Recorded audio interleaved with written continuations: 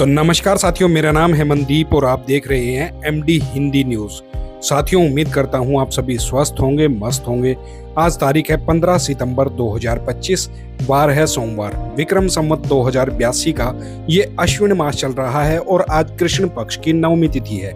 चलिए साथियों, पहले देखते हैं हरियाणा की दिन भर की प्रमुख सुर्खियां। आरओएच कैडर में जल्द भरे जाएंगे प्रिंसिपल के 250 खाली पद। एक हफ्ते में पात्र शिक्षकों की लिस्ट भेजने के आदेश दे दिए गए हैं, बताएंगे पूरी खबर। अब बिजनेस करना होगा और भी ज्यादा आसान, सरकार दे रही है लोन। आगे खबर में बताएंगे आप इसका लाभ कैसे उठा सकते हैं। हरियाणा में बनेंगे 135 नए सब हेल्थ व पब्लिक हेल्थ सेंटर, सरकार ने दे दी है मंजूरी, बताएंगे पूरी खबर।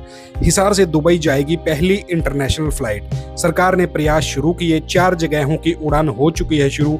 मध्य प्रदेश सरकार भी हुई एक्टिव, बताएंगे पूरी खबर। जनगणना की मॉक ड्रिल अक्टूबर से होगी शुरू, 60 दिन तक चलेगी, पूरे देश का स्मार्ट मैप बनेगा, बताएंगे पूरी खबर।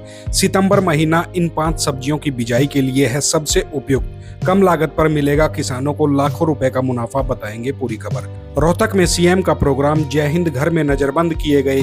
सैनी संस्था का 75वां समारोह, नया स्कूल बनेगा, झुग्गी वालों ने मांगा नया ठिकाना, बताएंगे पूरी खबर। मारुति सुजुकी की इस गाड़ी पर मिल रहा है 64,000 रुपए का डिस्काउंट, अभी करें ऑर्डर, बताएंगे पूरी खबर डिटेल में। साथियों, आगे बढ़ने से पहले मेरी आप सभी से रिक्वेस्ट है, जो साथी पहली बार हमारे चैनल पर आए हैं कृपया हमारे चैनल को सब्सक्राइब जरूर कर लें। चलिए साथियों, अब खबरें देखते हैं विस्तार से।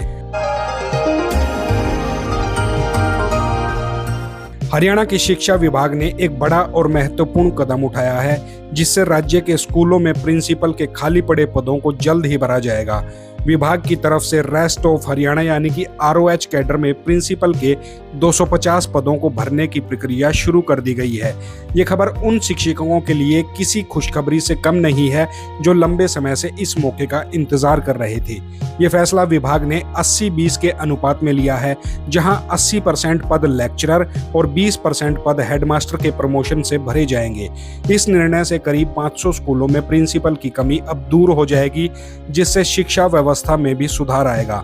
शिक्षकों में उत्साह की ये लहर है, क्योंकि ये कदम उनकी मेहनत और समर्पण को मान्यता देता है। विभाग ने सभी जिला स्कूल अधिकारियों को पात्र शिक्षकों की लिस्ट 1 हफ्ते के भीतर भेजने का आदेश दे दिया है। इसके लिए हेडमास्टर वरिष्ठता संख्या 697-739 और पीजीटी वरिष्ठता संख्या 6501 से 7450 से प्रमोशन के लिए आवेदन मांगे गए हैं। हालांकि कुछ शर्तें भी हैं। जो शिक्षक सेवानिवृत्त हो चुके हैं, किसी जांच का सामना कर रहे हैं या जिनकी MIS प्रोफाइल अधूरी है, उनके प्रमोशन केस पर विचार नहीं किया जाएगा। पात्र शिक्षकों को अपने आवेदन के साथ कुछ महत्वपूर्ण दस्तावेज जैसे कि मास्टर डिग्री, BEd डिग्री और अनुशासनात्मक कार्रवाई लंबित न होने का प्रमाण पत्र इसके साथ ही जमा कराने होंगे। इस पहल से शिक्षा विभाग में नई ऊर्जा का संचार होगा और शिक्षकों को आगे बढ़ने का मौका भी मिलेगा। PM विश्वकर्मा योजना भारत सरकार की एक पहल है, जो पारंपरिक कारीगरों और शिल्पकारों को सशक्त बनाने के लिए शुरू करी गई है। इस योजना का मकसद इन कुशल कामगारों को आर्थिक सहायता और जरूरी ट्रेनिंग देकर उनके हुनर को बढ़ावा देना है। इस योजना के तहत 18 पारंपरिक व्यवसायों से जुड़े लोगों को कई तरह के फायदे दिए जाते हैं, जिनमें सबसे ज्यादा बड़ा फायदा है कि कम ब्याज दरों पर उनको लोन की सुविधा दी जाती है। अगर आप इस योजना के लिए योग्य हैं तो आप 2 चरणों में लोन को प्राप्त कर सकते हैं। सबसे पहले आपको 1 लाख रुपए तक का लोन दिया जाएगा, जिसे आपको एक निश्चित समय सीमा में चुकाना होता है। इस लोन को सफलतापूर्वक चुकाने के बाद आप 2 लाख रुपए के दूसरे चरण के लोन के लिए सीधे सीधे पात्र हो जाते हैं। ये लोन आपके व्यवसाय को और बढ़ाने में मदद भी करता है। ये योजना उन कारीगरों के लिए है जो पारंपरिक काम करते हैं, जैसे लोहार, सुनार, कुम्हार, नाई, दर्जी और राजमिस्त्री। साथ ही पत्थर तराशने वाले, नाव बनाने वाले और खिलौना बनाने वाले जैसे अन्य कई कारीगर भी इसमें शामिल हैं। इस योजना का लाभ उठाने के लिए आपकी उम्र कम से कम 18 साल होनी चाहिए। ये योजना न केवल वित्तीय सहायता देगी, बल्कि आपके हुनर को भी ये पहचान देती है, जिससे आप अपने काम को और नई ऊंचाइयों पर ले जा सकते हैं। हरियाणा सरकार ने स्वास्थ्य सेवाओं को बेहतर बनाने के लिए एक महत्वपूर्ण कदम उठाया है। सरकार ने पूरे राज्य में 135 नए सब हेल्थ सेंटर और पब्लिक हेल्थ सेंटर स्थापित करने का फैसला किया है, जिस पर लगभग 74 करोड़ रुपए खर्च किए जाएंगे। इन केंद्रों का उद्देश्य ये सुनिश्चित करना है कि राज्य का कोई भी नागरिक बुनियादी सुविधाओं यानी कि स्वास्थ्य सेवाओं से वंचित न रह जाए। स्वास्थ्य मंत्री आरती राव सिंह के अनुसार सरकार डॉक्टरों की संख्या भी बढ़ाने का काम कर रही है, आधुनिक चिकित्सा उपकरण उपलब्ध कराने और नए स्वास्थ्य संगठनों का निर्माण करने को प्राथमिकता भी दे रही है। जिन जिलों में ये नए केंद्र खोले जाएंगे उनमें से रेवाड़ी में 29, दादरी में 15, फतेहाबाद में 10, झज्जर में 11, करनाल में 12, सोनीपत में 14, भिवानी में 2, गुरुग्राम में 1, जींद में 3, कुरुक्षेत्र में 3, कैथल में 6, महेंद्रगढ़ में 11, पलवल में 6 और पानीपत में 2 सब हेल्थ सेंटर इसमें शामिल हैं। इसके अलावा सिरसा, भिवानी, झज्जर, रेवाड़ी और पानीपत में भी ब्लॉक पब्लिक हेल्थ सेंटर स्थापित किए जाएंगे। इन नए सब सेंटर से सामान्य बीमारियों का इलाज, मातृ एवं शिशु स्वास्थ्य देखभाल, नसबंदी और टीकाकरण जैसी सुविधाएं वहां पर उपलब्ध होंगी। यहां डॉक्टर, नर्स और एएनएम मौजूद रहेंगे ताकि लोगों को उनके घरों के आसपास ही आवश्यक प्राथमिक सेवाएं मिल सकें। वहीं ब्लॉक पब्लिक हेल्थ सेंटर अधिक व्यापक सुविधाएं प्रदान करेंगे, जिनमें staff room, doctor room, lab और विशेषज्ञ डॉक्टर जैसे फिजिशियन, नेत्र रोग विशेषज्ञ और दंत रोग विशेषज्ञ की सेवाएं भी इसमें शामिल है।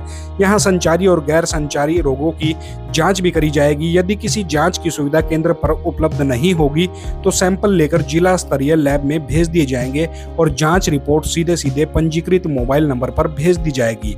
मुख्यमंत्री नायाब सिंह सैनी के नेतृत्व में ये पहल हरियाणा के नागरिकों के लिए एक स्वस्थ भविष्य की दिशा में एक बड़ा कदम माना जा रहा है। हरियाणा का महाराजा अग्रसेन हवाई अड्डा हिसार अब जल्द ही अंतर्राष्ट्रीय उड़ानें शुरू करने की तैयारी में है। हाल ही में नागरिक उड्डयन विभाग की आयुक्त और सचिव अमनीत पी कुमार ने मुख्यमंत्री नायाब सिंह सैनी को हिसार से दुबई के बीच कार्गो सेवा शुरू करने की प्रगति के बारे में जानकारी दी है। ये हरियाणा से दुबई के बीच पहली सीधी अंतर्राष्ट्रीय उड़ान होगी। ये खबर किसानों के लिए भी एक बड़ी राहत लेकर सामने आई है। हिसार और आसपास के क्षेत्रों के किसान अब आसानी से अपनी खराब होने वाली फसल और सब्जियों को विदेश में यहां से निर्यात कर सकेंगे। हिसार हवाई अड्डे पर आधुनिक तकनीकें जैसे डॉपलर वीओआर प्रणाली और इंस्ट्रूमेंट लैंडिंग सिस्टम यानी कि आईएलएस स्थापित की गई हैं।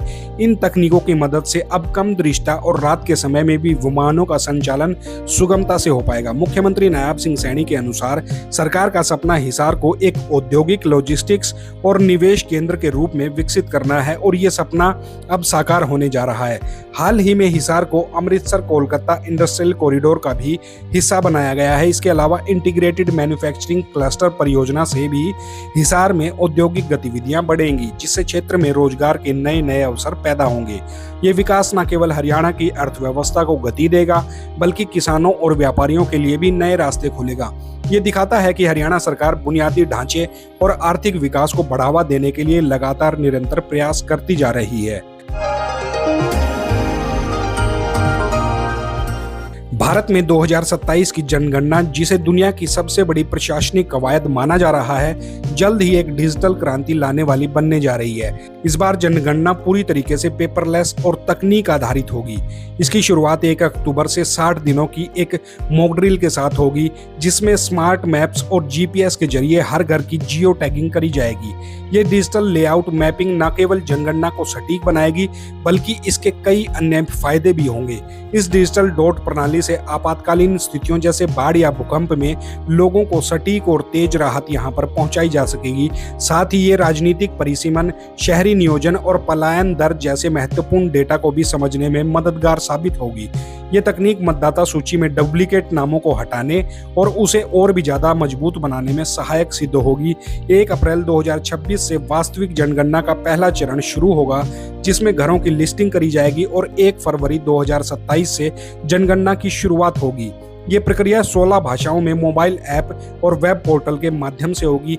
ये जनगणना जो 34 लाख गणना कर्मचारियों के द्वारा इसको पूरा किया जाएगा, भारत के भविष्य के लिए एक महत्वपूर्ण कदम साबित होने जा रही है, जो डेटा को अधिक सटीक, सुलभ और उपयोगी बनाएगी। आजकल किसान भाई परंपरागत खेती को अलविदा कहकर ऑर्गेनिक और बागवानी खेती की ओर अपना रुख करते जा रहे हैं और केंद्र व राज्य सरकारों की प्रोत्साहन नीतियों का इसमें बड़ा हाथ है। ये नीतियां किसानों की आर्थिक स्थिति को मजबूत करने में जादू का काम कर रही हैं। कृषि विशेषज्ञ भी मानते हैं कि सब्जियों की खेती कम लागत में मोटा मुनाफा दे सकती है। सितंबर का महीना तो जैसे किसानों के लिए सोने का मौका होता है। इस समय प्याज, शकरकंद, लहसुन, बैंगन और मिर्च की खेती कमाल कर सकती है। प्याज की खेती तो हर घर की जरूरत है। सिर्फ 5 महीने में तैयार होने वाली इस फसल से 1 बीघा में 60 क्विंटल तक उत्पादन किया जा सकता है। लागत बस 12,000 रुपए। बाजार में प्याज 25 से 30 रुपए प्रति किलो के भाव से बिक रहा है, यानी मुनाफा लाखों में। शकरकंद भी कमाल की फसल है। सितंबर में बुआई करें, 90 दिन में 35 से 40 क्विंटल बनकर ये तैयार हो जाएगी।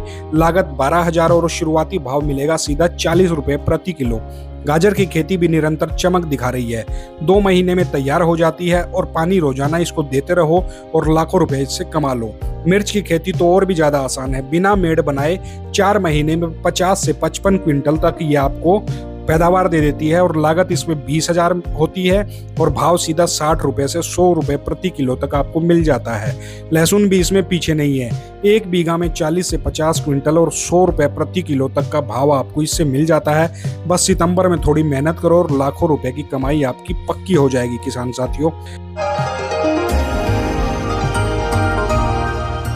रोहतक में मुख्यमंत्री नायाब सिंह सैनी के एजुकेशन सोसाइटी में आयोजित कार्यक्रम के चलते पुलिस ने नेता नवीन जयहिंद को उनके घर पर ही नजरबंद कर दिया। दरअसल हाल ही में नवीन जयहिंद झुग्गी झोपड़ियों में रहने वाले लोगों से मिले थे और आज वही लोग इनसे मिलने के लिए उनके घर पर पहुंच गए थे। अपनी झुग्गियां हटाए जाने के बाद उन्हें दूसरी जगह पर बसाने की मांग कर रहे थे। नवीन जयहिंद इस मुद्दे को सीएम के सामने रखना चाहते थे और इसके लिए उन्होंने प्रशासन से अनुमति भी मांगी थी। बाद में पुलिस उन्हें अपनी गाड़ी में सर्किट हाउस ले गई, जहां उनकी मुलाकात सीएम नायाब सिंह सैनी से करवाई गई। इसी बीच सैनी एजुकेशन सोसाइटी का 75वां स्थापना दिवस समारोह वहां पर मना रहे थे, जिसमें सीएम नायाब सिंह सैनी मुख्य अतिथि के तौर पर वहां पर शामिल हुए थे। इस दौरान उन्हें संस्था की ओर से एक मांग पत्र भी सौंपा गया और उन्होंने इसे पूरा करने का वहां पर आश्वासन भी दिया। सीएम ने कहा कि महात्मा ज्योतिबा फूले शिक्षा सदन का लोकार्पण और नए भवन का शिलान्यास होने से संस्था के इतिहास में एक नया अध्याय जुड़ रहा है। उन्होंने शिक्षा के महत्व पर जोर देते हुए बताया कि सरकार ने प्रदेश में 250 पीएम श्री स्कूल खोले हैं और सुपर 100 जैसे कार्यक्रम चलाए जा रहे हैं, जिसमें 534 बच्चों ने आईआईटी और नीट जैसी परीक्षाएं पास करी है। सीएम ने ये भी बताया कि हरियाणा सरकार 10 जिलों में आईएमटी बनाने का काम शुरू कर चुकी है और पिछले 11 सालों में 1,80,000 से ज्यादा नौकरियां दी जा चुकी हैं। संस्था की तरफ से 4 मंजिला स्कूल भी बनाया जा रहा है, जिसकी लागत करीब 12 करोड़ रुपए होगी और इसकी आधारशिला सीएम नायाब सिंह सैनी रखेंगे। संस्था के प्रधान ने सीएम से एक और विंग में लॉ कॉलेज, डी फार्मेसी या नर्सिंग कॉलेज शुरू करने की मांग करी है। मुख्यमंत्री के कार्यक्रम के बाद पुलिस नवीन जयहिंद को उनसे मिलवाने के लिए सर्किट हाउस भी लेकर गई थी। साथियों, अगर आप गाड़ी खरीदने का मन बना रहे हैं तो लोगों के लिए एक अच्छी खबर सामने आ रही है। मारुति सुजुकी ने अपनी सबसे पॉपुलर फैमिली कार वैगनार पर शानदार ऑफर दिया है। जीएसटी में बदलाव की खबरों के बाद से ही कई ऑटोमोबाइल कंपनियों ने अपनी गाड़ियों की कीमतों को फिर से तय किया है। इसी कड़ी में वैगनार के सभी वेरिएंट पर भारी छूट का ऐलान किया गया है। अब आपको वैगनार खरीदने पर 64,000 रुपए तक का डिस्काउंट मिलेगा। ये बदलाव 7 सितंबर से लागू हो चुका है। वैगनार भारत की सबसे ज्यादा बिकने वाली गाड़ियों में से एक है। अगर आप इसका कोई भी वेरिएंट लेते हैं तो कम से कम आपको 50,000 रुपए और ज्यादा से ज्यादा 64,000 रुपए का तक का आप इससे फायदा उठा सकते हैं। ये गाड़ी सिर्फ किफायती ही नहीं है बल्कि फीचर्स के मामले में भी दमदार है। इसमें आपको 4 speaker music system, steering mounted audio और फोन कंट्रोल और 16 इंच के अलॉय व्हील जैसे फीचर्स आपको इसमें देखने को मिलते हैं। साथ ही सेफ्टी का भी इसमें पूरा ख्याल रखा गया है। मारुति वैगनार की शुरुआती एक्स शोरूम कीमत 5,78,000 रुपए है, जबकि इसका टॉप मॉडल 7,62,000 रुपए तक आ जाता है। इंजन की बात करें तो इसमें आपको 2 ऑप्शन मिलते हैं। एक है 1.0 लीटर और दूसरा है 1.2 लीटर इंजन। ये सब पेट्रोल इंजन है। आप अपनी ज़रूरत के हिसाब से कोई भी वेरिएंट चुन सकते हैं। अगर आप नई कार लेने की सोच रहे हैं तो ये बिल्कुल सही समय हो सकता है, सीधे सीधे आपके 64,000 रुपये बच जाएंगे। तो साथियों, ये थी आज की महत्वपूर्ण खबरें। जो साथी पहली बार हमारे चैनल पर आए हैं, कृपया हमारे चैनल को लाइक शेयर सब्सक्राइब जरूर करना। अपना ख्याल रखना। मिलते हैं आपसे कल नई खबरों के साथ। तब तक जय हिंद, जय राष्ट्र, जय हरियाणा। आपका दिन मंगलमय हो।